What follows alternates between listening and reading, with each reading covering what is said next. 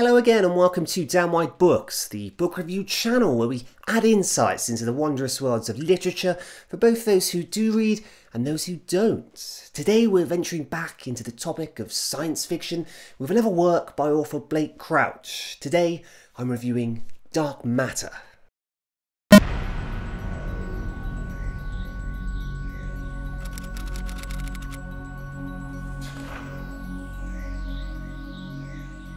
Before we begin, should you wish to learn further information about any of the books I mentioned in this review, please see my video description below.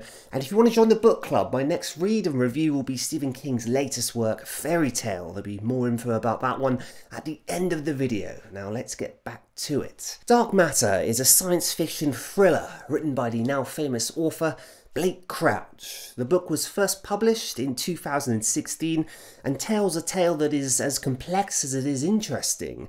The story focuses on a middle-aged man and former quantum mechanics physicist Jason Desson. If you know anything about quantum mechanics, of which the popular joke is no one really knows anything about quantum mechanics, then you may realise you're in for a tale that may, how does the expression go, blow your mind.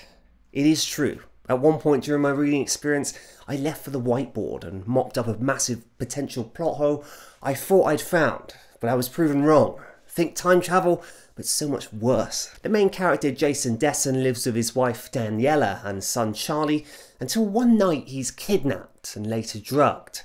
When he regains consciousness, he finds himself in the middle of a large hangar with scientists looking all over him, but this isn't horror work. The people looking down at him are actually excited and even applaud his return. To them, he is a genius, and at his surprise arrival, everyone is excited and ecstatic to learn of where he's been and what he's discovered.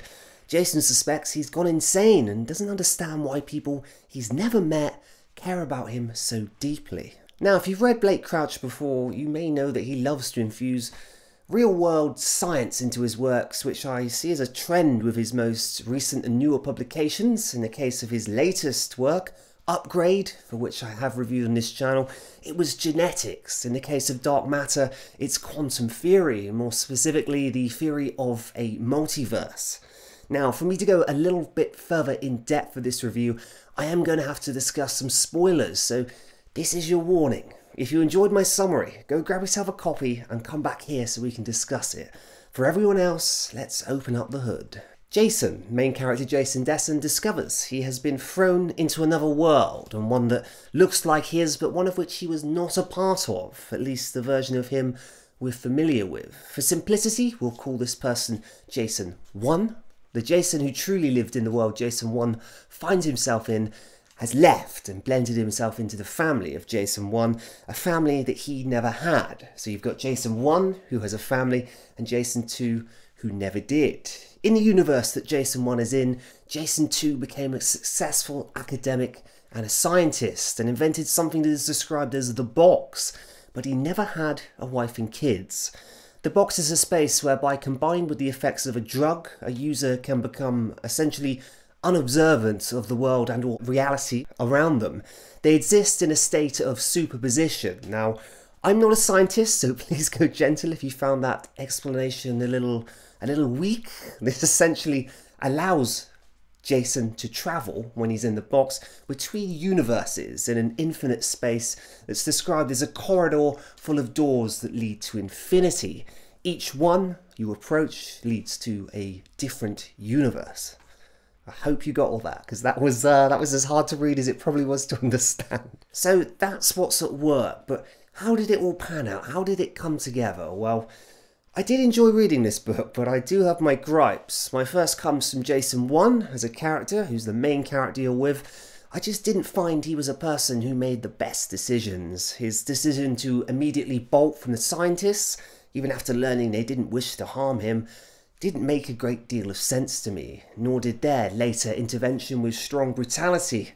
I believe Blake Crouch could have done a far better job at establishing this organisation and the head of it before just straight up jumping to them murdering innocents. It felt a bit off. The writing style of this book, and like all other Blake Crouch books I have read, and that's 3 now, it's very fast paced, and with this style, as with previous books, it can sometimes feel like things are moving a little too quick. It really depends what you like, but to me sometimes things just go speeding by almost too quickly. You just don't get enough time to build strong connections to the main characters, and the side characters I feel are very much forgotten. This is a shame because this book takes on a very complex topic and makes it vastly enjoyable. I read Crouch's work because, well, I read his work because the backdrop and the science bleeding through the pages is not just plucked from thin air. It's actually based on real scientific theory. And this can, well, it can scare the hell out of you. Blake Crouch succeeds immensely in taking an interesting writing prompt and fleshing it out into a tale that is very enjoyable and immensely interesting to think about. But I always feel let down by the character development, and this is another book where that feeling was more present than not. I have my gripes about this book for sure, but don't let those deter you.